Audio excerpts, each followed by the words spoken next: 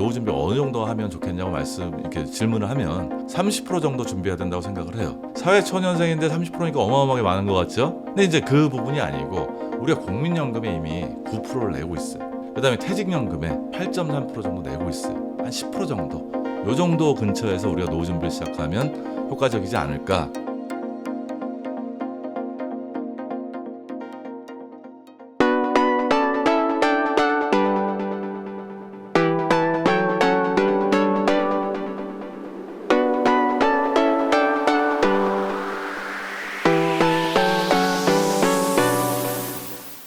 아무것도 준비가 안 되어 있는 사회초년생이라면 노후 준비를 뭐부터 하면 좋을까요? 사회초년생이 노후 준비를 하겠다는 생각을 안 하겠죠. 그렇죠? 저도 예전에는 뭐냐면 사회초년생이 무슨 노후 준비를 하냐 이런 생각을 했었어요.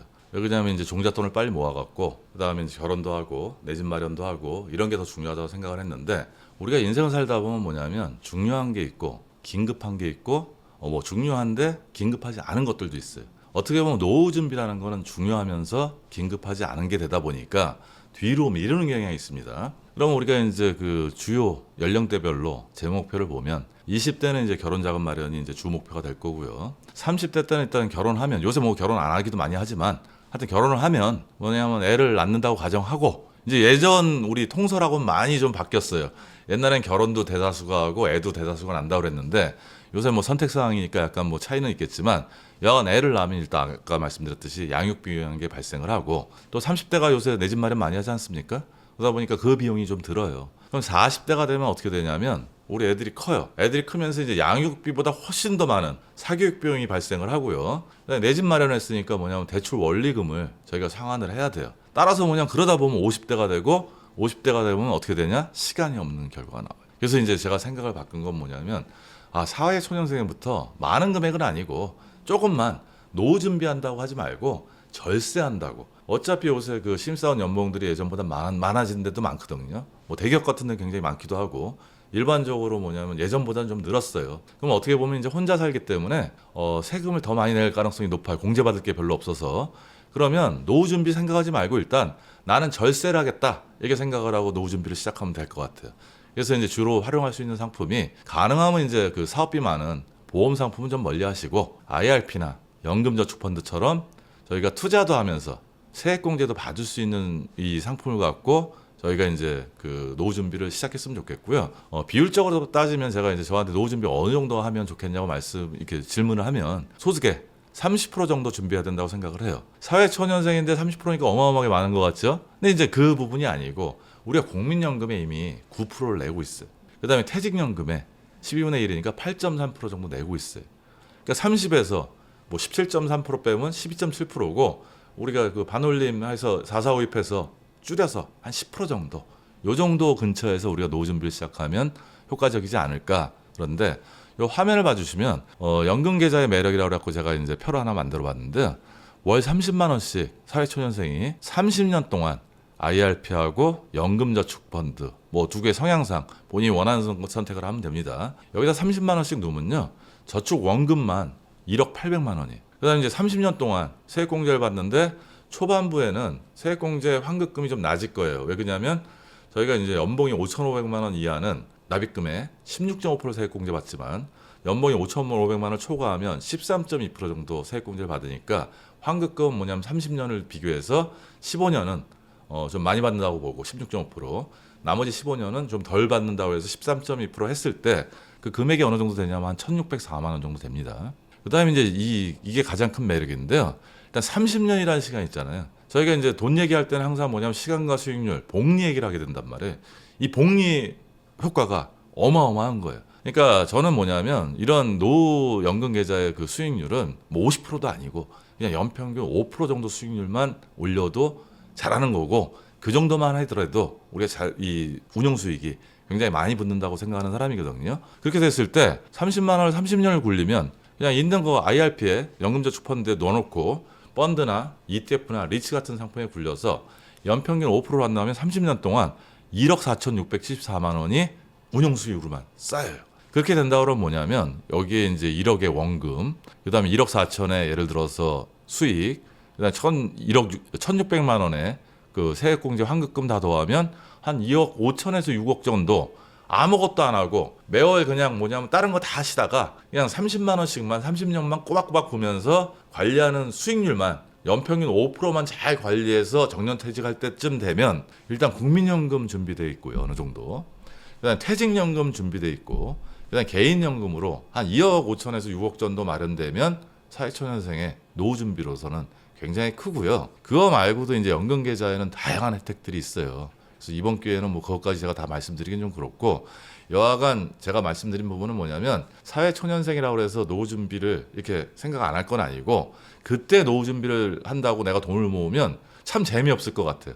그렇죠? 아주 나중 얘기인데 지금은 뭐냐면 절세. 우리가 국가와 민족을 위해서 세금을 뭐 굉장히 많이 일부러 많이 낼 필요는 없지 않습니까? 내가 낼 세금 내고 탈세가 아니고 절세할 수 있는 건 절세해서 절세를 하면서 30만 원씩만 꼬박꼬박 쌓아나가면 어느 시점에 내가 노후 준비가 필요한 시점에 그 원금하고 수익하고 해서 내 노후 준비가 어느 정도 탄탄하게 마련돼 있다. 뭐 이런 부분에서 저는 사회초년생들한테는 노후 준비하라는 얘기 안 해요. 절세하시라고 얘기를 해요. 다음 뭐냐면 연금 계좌를 갖고 절세를 하시다 보면 이게 함부로 못 찾거든요. 찾으면 손해도 크고 그러다 보면 내가 노후 준비가 필요한 시점에 개인연금 자산이 많이 쌓여 있다. 이렇게 이해하시면 될 것 같습니다.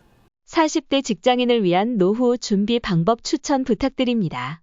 사실은 40대도 노후 준비에 대해서 중요성에 대해서 아직도 잘 모를 때 아직도 내 눈앞에 아까 얘기했듯이 내 집 마련이 더 중요하고 내 집 마련했으면 대출 원리금 갚고 그다음에 애들이 한참 들어가기 때문에 소비가 많아요.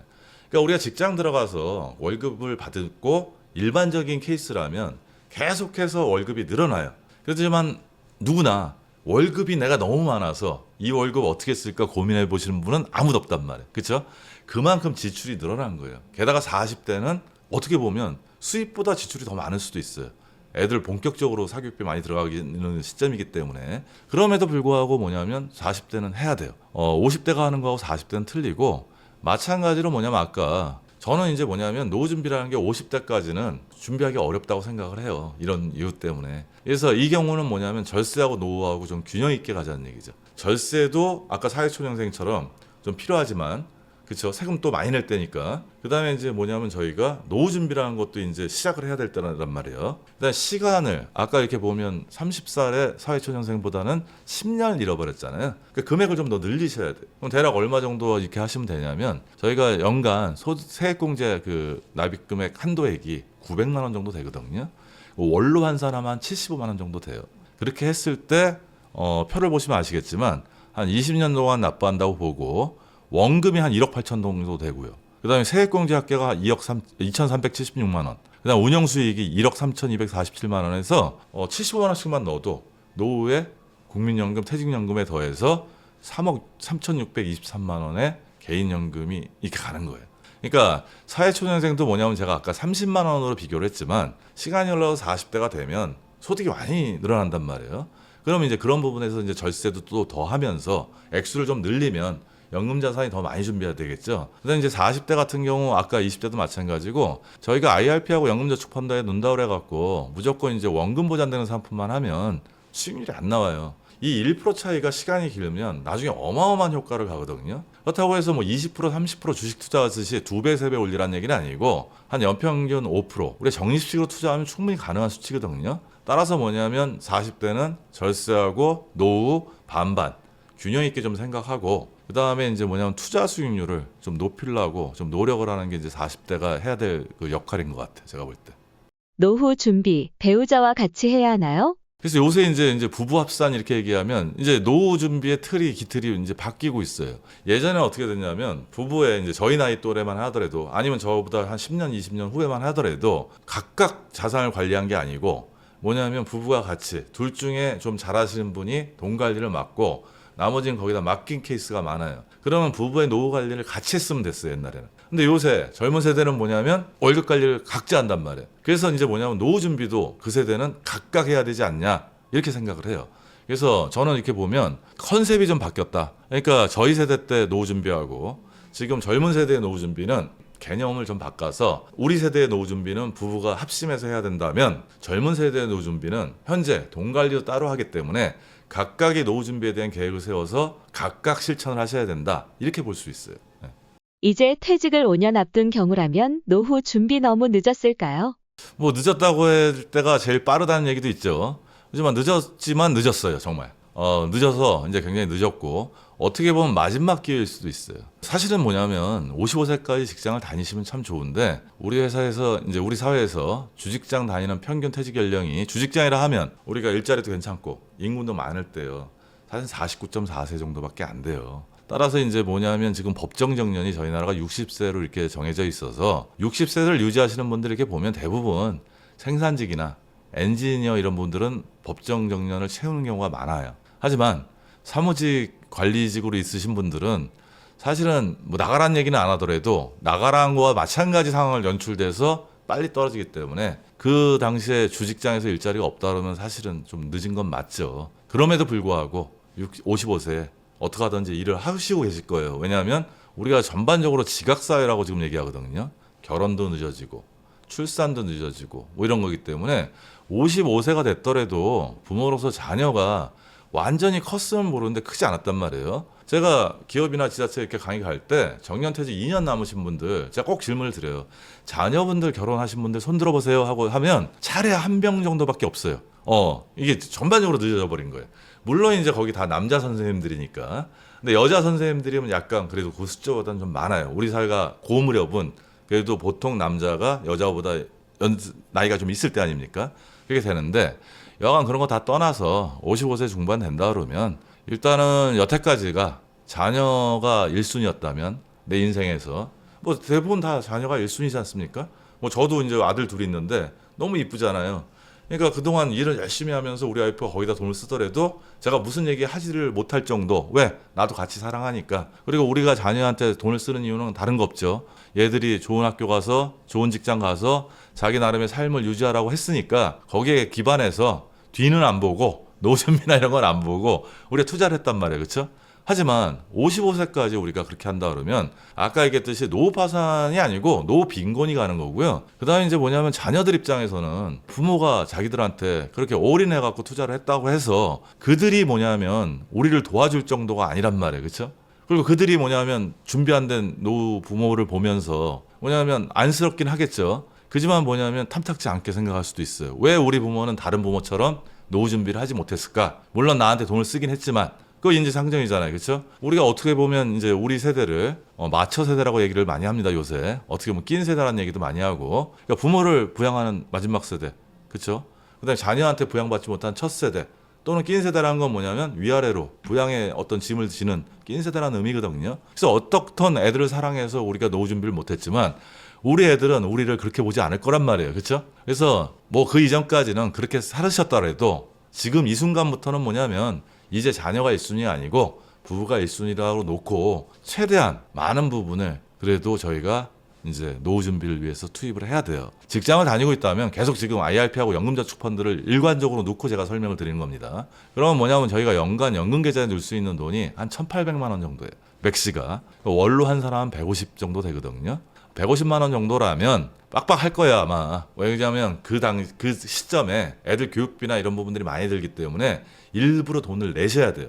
하지만 이제는 뭐냐면 날 일수에 놓고 좀 누시자는 얘기죠. 그렇게 했을 때 저희가 5년 만이라도 보면 원금이 한 900만 원 정도 되고요. 세액공제 받은 게 한 594만 원. 그 다음에 운용수익이 한 3,200만 원 정도 붙어서 한 1억 2,800만 원 정도의 개인연금 자산을 확보할 수가 있어요. 이때 다른 건 안 보고 무조건 150만 원씩이라도 5년 누셔야 된다는 결과치예요. 그리고 이제 이때는 뭐냐면 아까는 절세를 얘기했잖아요. 이때 중요한 건 절세가 아니에요. 철저하게 노후 준비고 노후 준비를 갖고 저희가 얘기를 해야 되는 부분이고 그다음에 이제 그 직장을 다니시면 퇴직연금이 DB형, DC형 이런 게 이제 설명하면 좀 어려운데 DB형, DC형 이런 게 있거든요. 그럼 이제 일반적으로는 DB형으로 갖고 계시다가 이 무렵에서 임금 상승률이나 여러 가지가 떨어지기 때문에 DC형 퇴직연금으로 꼭 임금 피크제 안 가시더라도 전환하는 어떤 그런 것들 좀 고려해 보실 필요가 있고요. 그 다음에 이제 더 중요한 건 뭐냐면 이제 지출을 줄이셔야 돼요. 퇴직 후 소득에 맞춰서 지출을 줄이지 않으면 상당히 어려운 노후가 기다리고 있다. 그러니까 퇴직한다고 해서 바로 지출이 줄지 않거든요. 어떻게 보면 더 많이 늘어요, 사실은. 뭐냐면 그 무렵이 어떻게 보면 우리 인생의 자산의 정점이에요. 그러니까 왜냐하면 퇴직금까지 같이 받기 때문에. 그리고 한 30년 이상 저희가 직장생활 하느라고 열심히 일했기 때문에 보상 심리도 좀 있어요. 그러니까 요새 정년퇴직자가 노인이 아니에요. 뭐 오죽하면 액티브 시니어라고 그러잖아요. 그렇죠? 굉장히 활동적이란 말이에요. 그렇죠? 근데 7일이라는 시간이 주어졌어요. 그러니까 어떻게 보면 퇴직 전보다 퇴직 후에 돈을 더 쓸 수 있어요. 당분간은. 그러다가 이제 점점 줄어들겠죠. 그래서 여하간 뭐냐면 노후소득은 없어지거나 줄어들기 때문에 공적연금도 바로 나오는 게 아니고 1969년생 이후는 65세부터 나오기 때문에 플랜을 잘 세워갖고 저희가 뭐냐면 지출을 굉장히 줄이는 게 50대에서는 좀 할 필요가 있고요. 그 다음에 제가 이제 하나 또 말씀드리고 싶은 얘기가 이거예요. 우리가 노후 준비나 노후 걱정 많이 하시잖아요. 그럼 생각의 패러다임을 약간 좀 바꿔보면 어떨까? 요새 일하는 노인들도 많고 젊은 노인도 많잖아요. 노인이라고 하면 좀 이상해요. 저도 이제 뭐 저를 노인이라고 보면 아직도 어색합니다. 액티브 시니어라고 좋게 얘기를 해서 60대 이상이 10명 중에 6명 정도가 일하고 있고 70대 이상이 10명 중에 3명 정도가 일을 하고 있지 않습니까? 그럼 건강만 잘 지키면 좀 일을 한다 그러면 60세까지 정년퇴직할 때까지 우리가 굉장히 열심히 일했는데 앞으로도 계속 일하세요. 뭐 이거보다 우리가 만약에 일을 한다면 70세까지 일을 해서 생활비를 해결한다면 그리고 65세부터는 공적연금이 나오니까 그 이후에는 일을 좀 덜 해도 되지 않습니까? 따라서 뭐냐면 약간의 일과 공적연금을 갖고 10년 동안 저희가 좀 건강할 때 전반 세대 연금이 나오기 전에 전반에서는 좀 더 많이 일을 하고 그 다음에 일자리도 상대적으로 더 괜찮을 수 있으니까요. 임금이 더 많을 수도 있죠. 그 다음에 65세 국민연금이 나올 때까지 나오면 국민연금이 어느 정도 공적연금이 나와주는 거니까 그 다음에는 뭐냐면 약간 파트타임이나 이런 식으로 해서 생활비 정도만 이렇게 하는 걸로 한다 그러면 제가 이 표를 보면요. 60세 시점에 퇴직연금 한 2억 받았다고 치면 이걸 10년 동안 매월 200만 원씩 인출하면 70세 시점에 자산이 한 2,391만 원밖에 안 남아요. 하지만 좀처럼 패러다임을 바꿔서 일을 해서 생활비하고 공적연금까지 더해서 해결한다면 그래서 10년 동안 한 푼도 안 쓰는 거죠. 그렇게 됐을 때 70세 시점에 금융자산이 어떻게 되냐면 3억 2,578만 원이 연평균 5%로 굴렸을 때입니다. 항상 저기 비교는 3억 2,578만 원이 확보되거든요. 그러면 내가 60세 시점에 3억 2천 있는 거하고 70세 시점에 금융자산 3억 2천 있는 거는 세상이 달라져요. 그리고 이 정도 있다 그러면 제가 볼 때 1% 컷일 거예요. 그러니까 우리 사회에서 금융자산 뭐냐면 가진 비율로 따질 때 70세 시점에 1% 정도 되니까 이걸 들으시면서 야, 나 여태까지 열심히 일했는데 그때까지 또 일하라고? 저는 그 말씀을 드리는 게 아니에요. 노후 준비나 뭐 이런 부분에 대해서 너무 걱정스럽다 그러면 우리가 좀 패러다임을 바꾸자는 얘기죠. 저는 노후 준비나 은퇴 준비 얘기할 때 가장 불만스러운 게 뭐냐면 공포 마케팅이에요. 항상 겁을 줘. 금융회사가 특히 심해요. 그래서 그런 부분들이 준비가 안 될 거라고 생각하고 뭐 10억, 20억 필요하다는 이런 얘기도 쉽지 않게 하고 아니 10억, 20억이 어디 있습니까?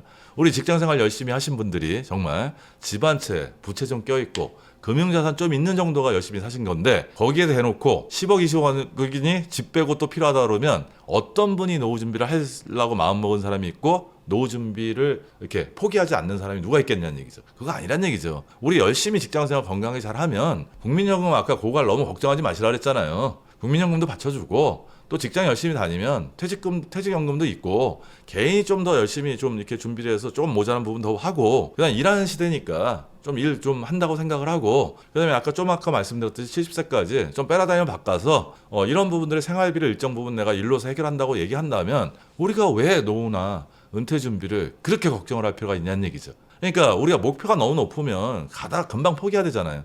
근데 목표가 너무 높지 않으면 조금씩만 한다면 꾸준히 할 수 있거든요.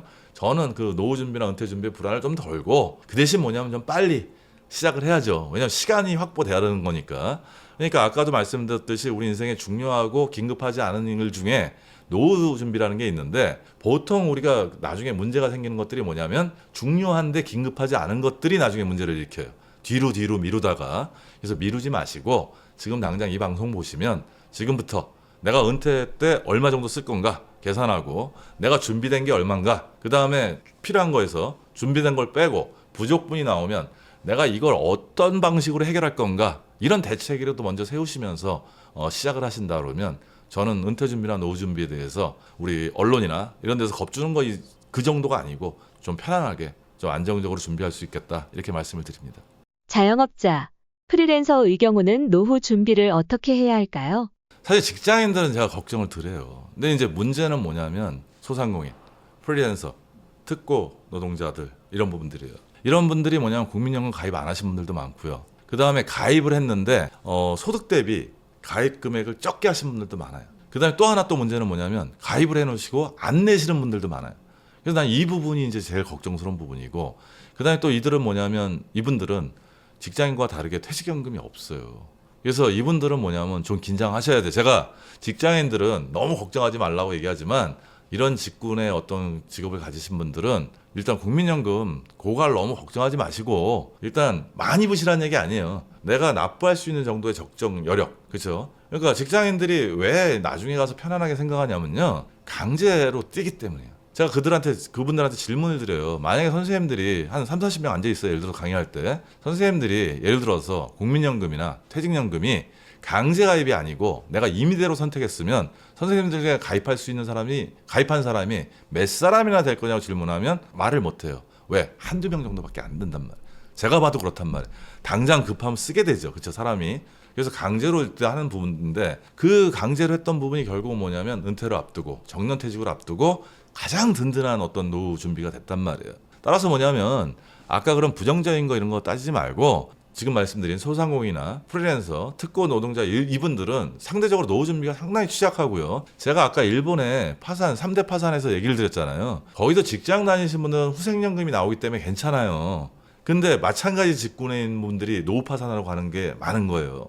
따라서 우리도 뭐냐면 그 직군 분들이 준비를 좀 소홀히 하시면 어떻게 보면 이제 뭐냐면 나중에 노후 파산 갈 가능성이 높기 때문에 국민연금, 그다음 퇴직연금 없으시니까 개인연금 더 많이 넣으셔야 되죠, 그렇죠? 근데 예전에는 뭐냐면 자영업을 하시면 오래 하신다는 보장은 좀 있었어요. 소득은 많지 않더라도 뭐냐면 길게 하실 수 있으니까 그게 이제 어떻게 보면 연금의 대응이 될 수 있다고 생각했는데 요새 자영업자 폐업률 장난 아니거든요.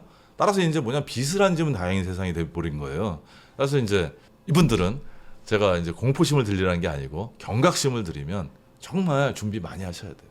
IRP나 이분들도 연금저축부터 시작이고요. 가능하면 저는 뭐냐면 사업비 많은 연금보험 이런 것들은 제일 마지막에 돈 많으시고 세금 걱정되시면 내가 이제 뭐냐 수익률보다 세금이 좀 중요할 때가 있습니다. 이럴 때 보험을 좀 일부 활용하시고 제일 첫 순위는 뭐냐면 첫 번째 그 IRP하고 연금저축이고요. 소상공인 같은 분들은 뭐가 있냐면 노란우산공제라고 있어요. 세액공제 그거 좀 더 많이 받거든요. 이렇게 가고 나중에 폐업할 때 뭐 이렇게 지원 받고 막 이렇게 하고 중간에 대출도 받고 뭐 이런 부분도 있기 때문에 그거 위주로 이제 이렇게 적극적으로 가입해서 활용하시면 좋을 것 같네요. 슬기롭게 노후 생활을 보내는 방법. 뭐가 가장 중요할까요? 노후 생활 이렇게 생각하면 전부 다 돈만 생각하죠. 노후 준비하면 은퇴 준비 이렇게 얘기하면 돈만 걱정하시는 분들이 많아요. 우리가 퇴직하기 전까지는 뭐냐면 노후 준비할 때, 노후 생활할 때, 은퇴 후를 생각할 때 제일 걱정하는 게 돈 맞아요. 제일 걱정이 커요.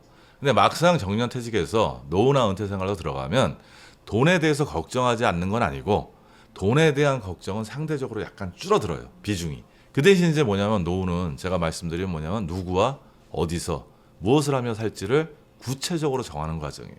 그래서 제가 이제 은퇴 재무설계 강의를 하지만 그 강의를 할 때 저하고는 관련이 좀 없지만 비재무적인 부분을 많이 강조를 해요.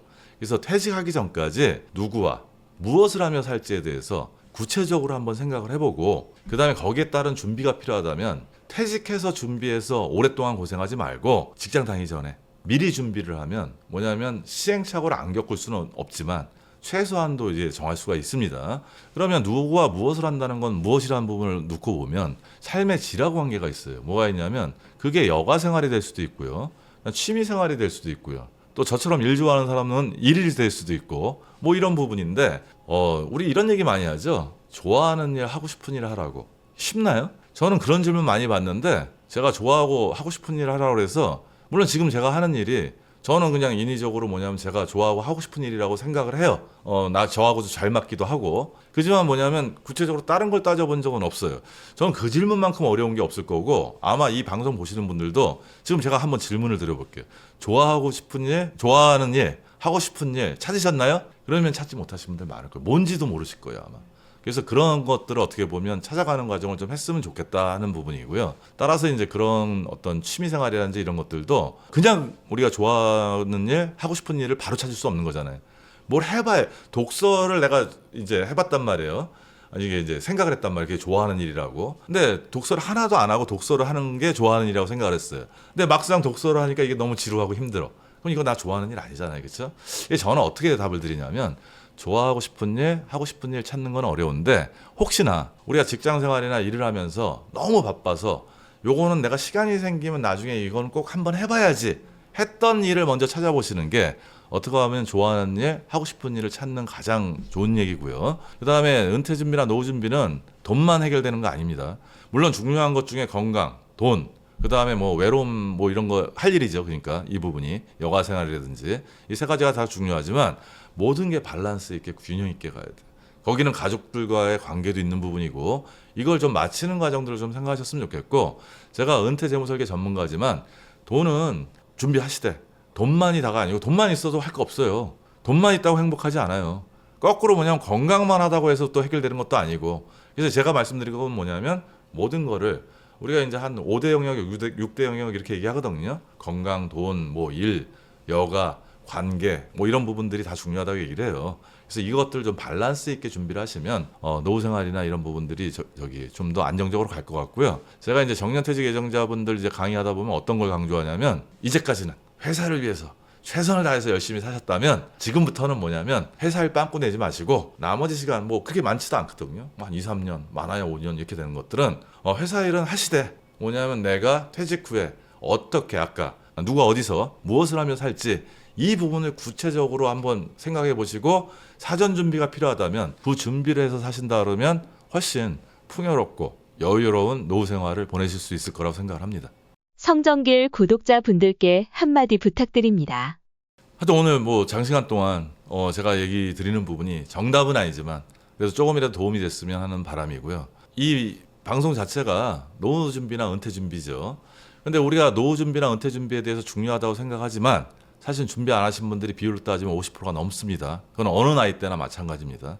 그래서 하는데 이 방송 보셨다 그러면요. 너무 겁먹지 마시고 너무 거창한 목표 세우지 마시고 우리가 달성 가능한 목표를 세우고 꾸준히 준비를 하시면 그 스타트를 하시면 중요한 건 그다음부터 시간과 수익률이고 꾸준함이거든요. 그래서 조금 하더라도 꾸준함 갖고 시작하다면 앞으로 10년, 20년, 30년 후에 좀 더 행복한 노후 생활이 기다릴 수 있고요. 지금 우리가 퇴직하기 전까지 30년이라는 시간을 대부분 이제 사회 나와서 보냅니다. 하지만 우리 노후는 똑같은 30년이라도 그 체감이 달라요. 한 1.5배는 더 보셔야 돼요. 45시간. 왜냐하면 직장 다닐 때는 5일 일하고 이틀 쉬지 않습니까? 근데 퇴직한 후에 30년은 주 7일을 내가 다 보내야 되는 시간이기 때문에 요걸 잘 계획하고 준비하지 않으시면 굉장히 그 시간을 보내는 게 너무 어렵지 않을까 이렇게 생각을 합니다. 오늘 하여튼 제 방송 들어주셔서 감사합니다. 감사합니다. 부자가 되려면 이 세 가지가 다 중요한데 결국에는 공부로 귀결된다고 생각합니다. 비트코인이 대체 어떤 쓸모가 있는지, 비트코인이 진짜 돈은 되는지, 그리고 투자의 기본 원리부터 시작해서 알트코인은 어떤 방법으로 고르고 어떤 방법으로 투자를 해야 되는지 이런 부분도 당연히 알려드리고요. 차트 공부도 저는 코인 공부에 있어서 핵심 중에 하나라고 생각해요. 기본적으로 꼭 해야 되는 거라고 생각하고요. 언제 들어갈지 아니면 뭐 언제 수익 실현할지 이런 거를 지표를 따져보는 거죠. 그리고 선물 투자가 코인에는 가능하거든요. 안전하게 욕심부리지 말고 잘 쓰면 자산을 증식시키기에 좋은 수단 중에 하나지만 레버리지를 좀 쓸 수 있으니까. 하지만 과도한 레버리지를 쓰고 잦은 거래를 하면 순식간에 불이 날 수 있다. 그래서 기왕 할 거라면 좀 잘 배우고 판단을 해볼 수 있죠. 앞으로 있을 5년이 우리 인생에 아주 좋은 기회가 될 수 있을 거라는 생각이 들어서 제가 가이드 해드린 대로 5년 동안 그렇게 투자를 하시면 앞으로의 인생에 큰 기회를 잡을 수 있지 않을까, 저는 그렇게 보고 있습니다. 제가 생각하기에 대한민국에서 이렇게 하나하나 알려주는 강의는 아마 아예 없을 거예요. 저도 그런 강의를 원했었는데 제가 2021년부터 코인 투자를 처음 시작했는데 저는 이렇게 알려주는 사람도 없고 강의도 없어서 삽질도 되게 많이 하고 손해도 사실 좀 많이 보고 했는데 제가 겪은 시행착오와 그때 답답함을 제가 누구보다 잘 알기 때문에 누구나 이해할 수 있게 쉽게 다 알려드릴 겁니다. 처음부터 기초부터 차근차근 공부하실 분은 코인생기초 10기에서 함께 공부하시면 좋을 것 같습니다.